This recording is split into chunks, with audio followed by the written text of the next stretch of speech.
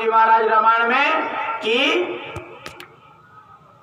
राम कृपा बिनु सुलभ न हुई, बिना उस मालिक का दया का कृपा का यह माहौल आपको नहीं मिल सकता। और से कार्यक्रम बहुत मिल जाएंगे।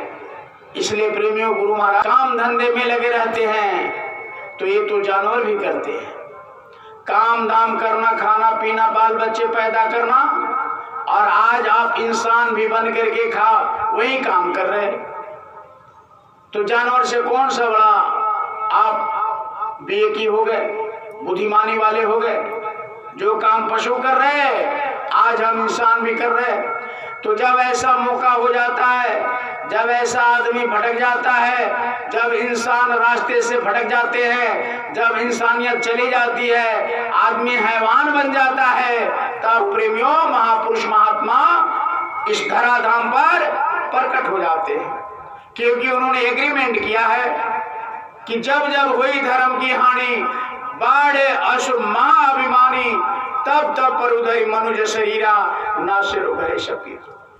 कहते हैं कि जब जब धराधाम पर यानी भक्तों को कष्ट हो जाएगा, धर्म का हानि होने लग जाएगा, तो मैं इंसान बन करके, मानव बन करके इस धराधाम पर आकर के और फिर से धर्म का पताका फहराऊंगा। त्रेता में क्या हुआ आप जानते हैं प्रेमियों। जब रावण का अत्याचार बढ़ा, उस समय साधु सन्यासी ऋषि महर्षियों को जंगल में, यानी उस समय यज्ञ का प्रधानता था। यज्ञ जब करते थे, हवन करते थे, तो हवन कुंड में रावण के राक्षस आकर के उसमें विघ्न पैदा करते थे, हड्डी डाल देते थे, मवाद खून मांस का लुथड़ा डाल देते थे। यज्ञ को अशुद्ध करने का वो राक्षसों का मनोबल इसी तरह बढ़ता चला गया। इतना बड़ा प्रेमियों की त्रेता में इतना रावण का अत्याचार बढ़ गया। तो भगवान जब जब हुई धर्म की हानि, तो वहां धर्म का हानि होने लग गया, राम बनकर के आ गए। और जब द्वापर में प्रेमियों कंस का अत्याचार बढ़ा, तो कृष्ण बनकर के आ गए। तो कहा, ये उन्होंने वचन दिया है कि इस धराधाम पर जब जब धर्मों का हानि होने लग जाएगा, तो प्रेमियों ऐसा जब हो जाएगा तो मैं मनुष्य रूप धारण करके, तो प्रेमियों बार बार हमेशा ऐसा होते आया। आप देखिए, आप देखते होंगे हमेशा इस इतिहास को, इतिहास दोहराता है। इतिहास में आप देखते होंगे कि कैसे भक्तों पर अत्याचार हुआ और भगवान ने किस तरीके से उनको बचाया। मीरा को जहर दिया गया, अमृत बन गया। पलटू साहब को जीते कड़ाह में डाल दिया यहाँ के लोगों ने। राम को 14 वर्षों तक जंगल भेज दिए और कृष्ण भगवान को मथुरा से भगा करके गोकुल में जाना पड़ा, ग्वाल बाल ने साथ दिया। तो ये धरती पर ये मृत्यु लोक है जी, जहां हम बैठे हैं प्रेमियों, ये अपना देश नहीं है। अगर अपना देश होता तो यहाँ किसी को कष्ट नहीं होता, किसी को इसको छोड़कर जाना नहीं पड़ता। ये पराया देश है, अपना देश नहीं है। कोई अपना सामान हो तो अपने पास रहता है, अगर शरीर मेरा होता तो मेरे पास होता, क्यों छोड़ करके जाते लोग। तो महापुरुष यही बताते हैं, यही समझाते हैं कि आप महापुरुषों की सोबत में रहो, संत और महात्माओं की सोबत में रहो। उस मालिक, उस प्रभु का जो जीता जागता दर्शन करते हैं, उनके सोबत में रहने से तब जाकर के यह विवेक होगा। जब उनका वचन मिलेगा, जब उनका सोबत मिलेगा। क्योंकि उसी रामचरितमानस में गोस्वामी जी महाराज ने लिखा कि मुदौ नैन तरसित मैं भयो। कहा कि जब मैंने आंखों को मुदा, आकर्षित भया, मालिक के लिए तड़पा, विरह वेदना जगा अंदर में, तो पुण्य चित्तवत कौशलपुर गया। अब रामचरितमानस तो बहुत पढ़ते हैं, बहुत पाठ करते हैं, लेकिन उसके शब्द को नहीं समझते। क्यों नहीं समझते प्रेमियों? क्योंकि जो रामचरितमानस लिखा, जिन्होंने गीता बनाया, जिन्होंने वेद बनाया, जिन्होंने 18 पुराण 9 शास्त्र ये निर्माण किया, उनके दिव्य दृष्टि खुले थे। और आप इस दो आंख से पढ़ते हो उसको, तो कहां से समझ में आएगा प्रेमी? नहीं तो रामचरितमानस में क्या नहीं लिखा? कहा इतना बड़ा संकेत गोस्वामी जी महाराज ने रामचरितमानस में लिख दिया कि मुदो नैन, आपको मुदो, तरसित भयो, तरसित बनो, माली के लिए तड़पो, गृह पुनि चितवत कौशल, यानी माली के घर जाने के पुनि, समय के माप पुनि से, यानी समय का अगर सबसे छोटा माप जैसे आप सेकेंड बोलते हैं, तो उसी तरह महापुरुषों का भाषा है पुनि। समय का सबसे माप जैसे कहते हैं इतना सेकेंड, समय का सबसे कम मापक सेकंड जानते हैं। उसी तरह महात्माओं का सबसे समय का छोटा, अगर उससे छोटा माप नहीं हो सकता तो उसको कहते हैं पुनि। कहने पुनि चितवत कौशल, यानी तुरंत मैंने उस माली के घर चल गया। कब? जब मैंने आंख को मुदा।